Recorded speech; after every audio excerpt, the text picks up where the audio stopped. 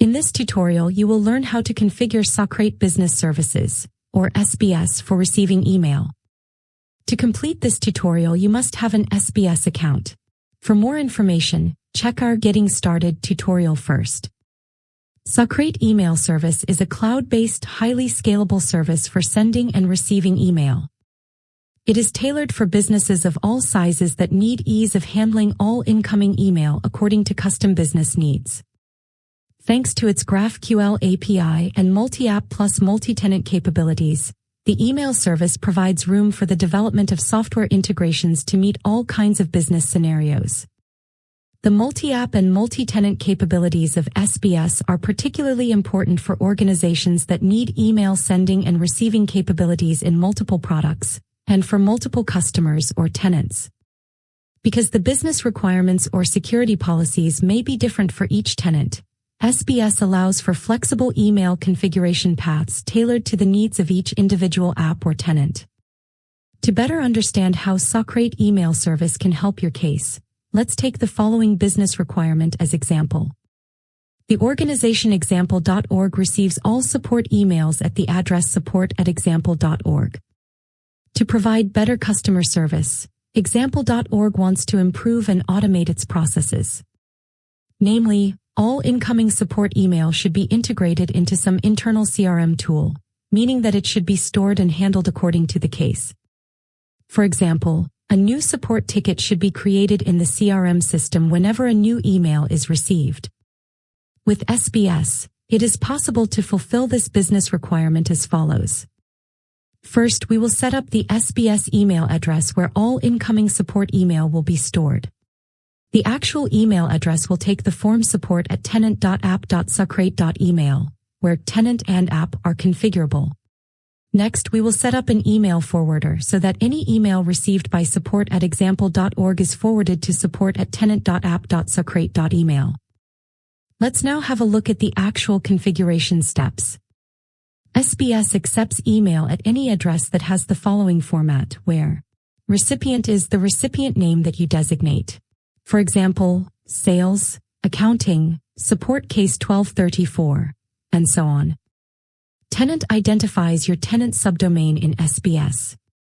App identifies your app subdomain in SBS.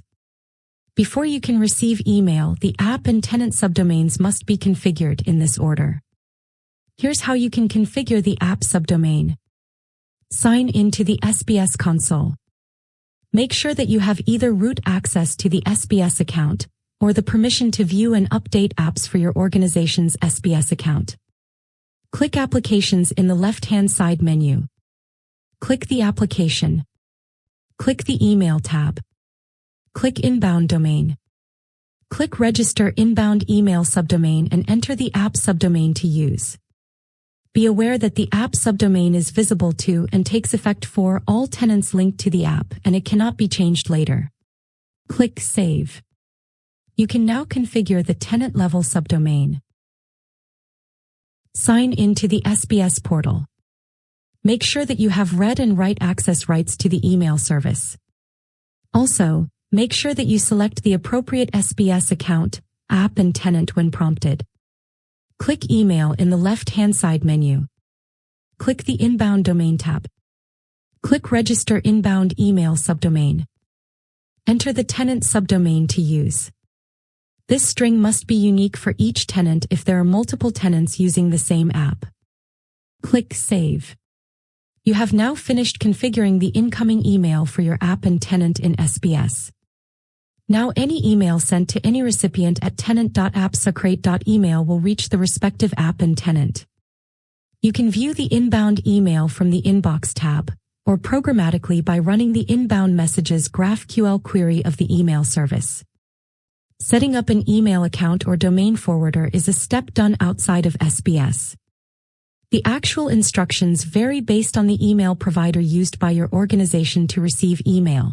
For example, if your organization receives all incoming email through a Google Workspace subscription, you should create a group and set it up so that email received at support@example.org is automatically forwarded to support@tenant.app.socrate.email.